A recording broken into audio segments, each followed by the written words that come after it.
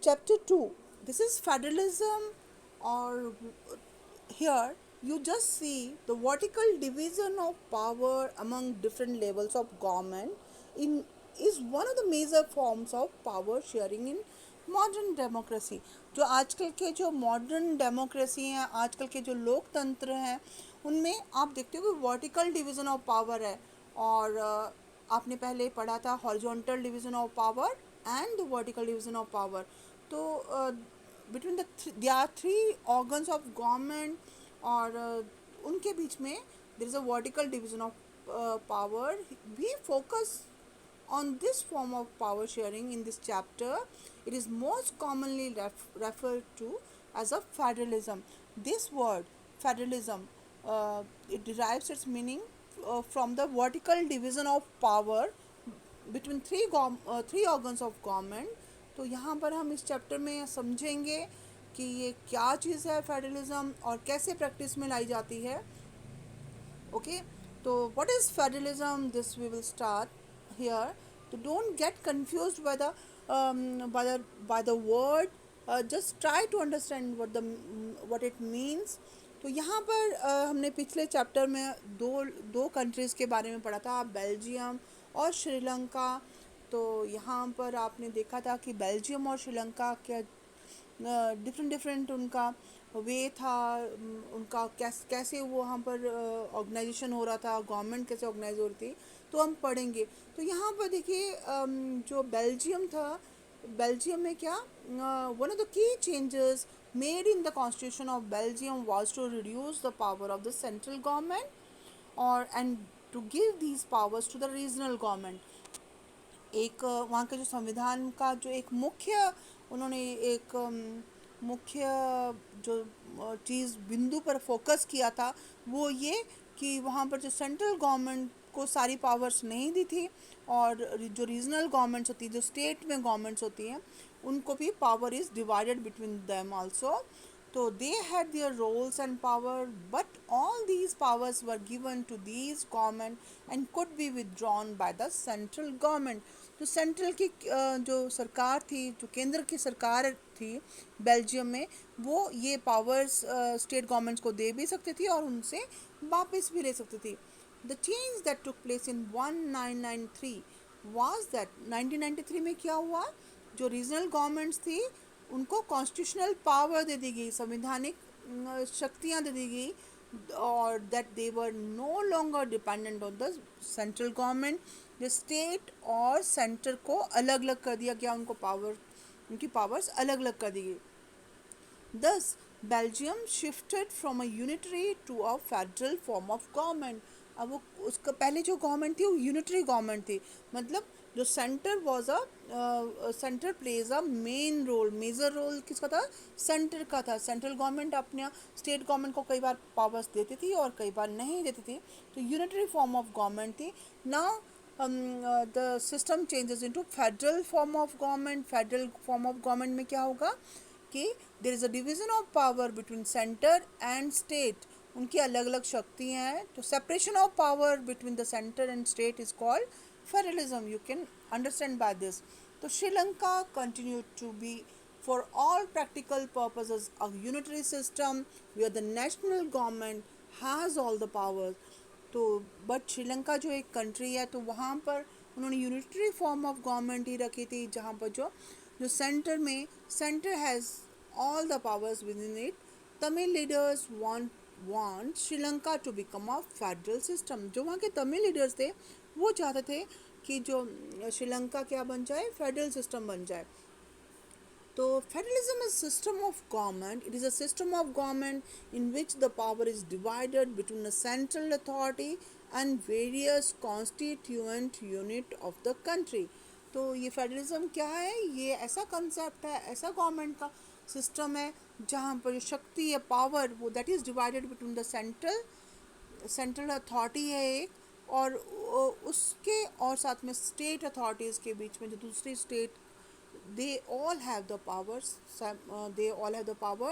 Usually a federation has two levels of government. Federation में two tier system है, two levels of government है, और one is the government for the entire country. जैसे हमारे देश में होता है ना कि जो सेंट्रल गवर्नमेंट है that is responsible for the whole country, but that is responsible for a few subjects of common national interest.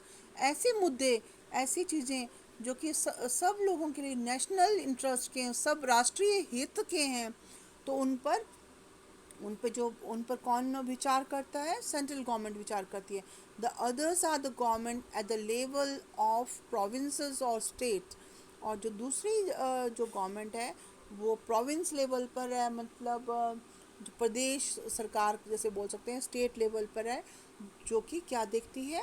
That look after the much day to day administering of the state.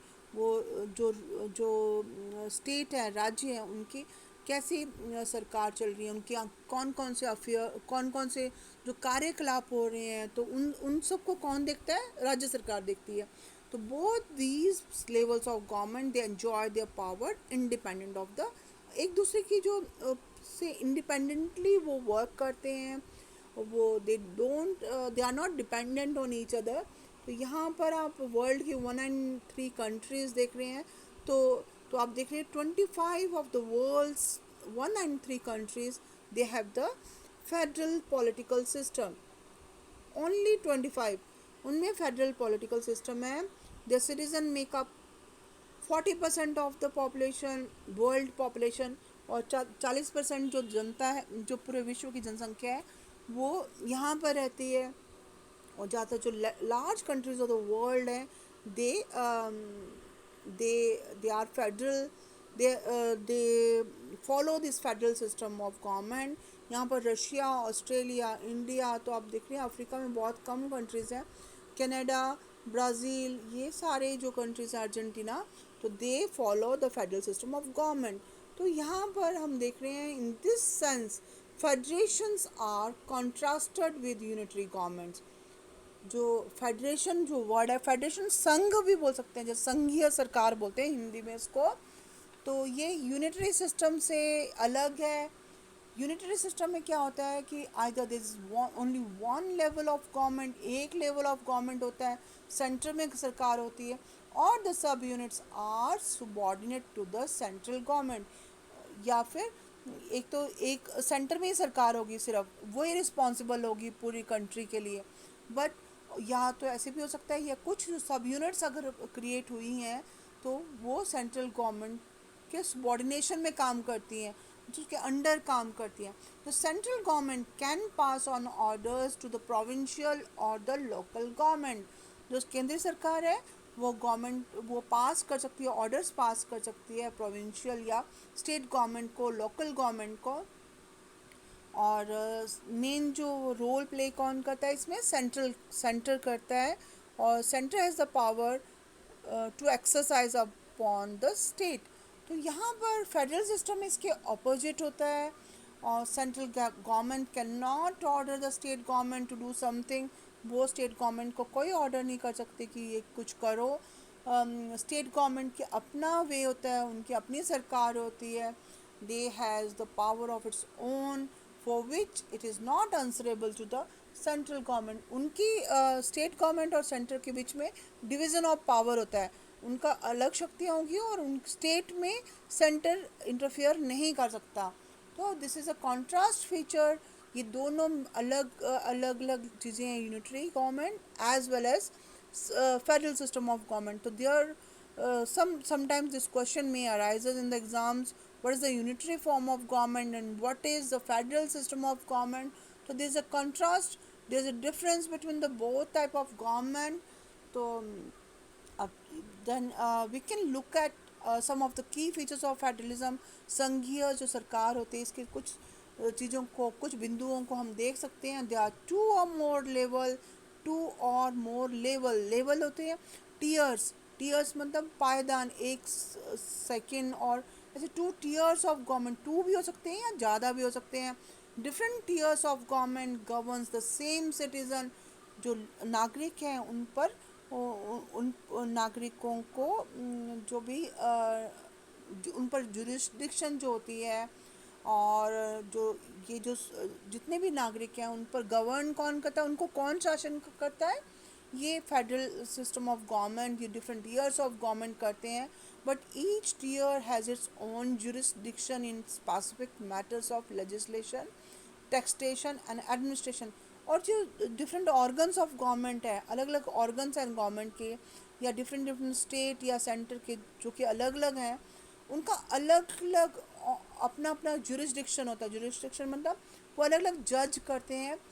जैसे कि law matters में legislation होता है, law के matters, कानून के जो भी मैटर्स होते हैं, या टैक्सेशन, टैक्स लगाने हैं कि नहीं लगाने हैं, या फिर एडमिनिस्ट्रेशन कैसे करनी है, तो उनका अलग अलग अपना वे होता है।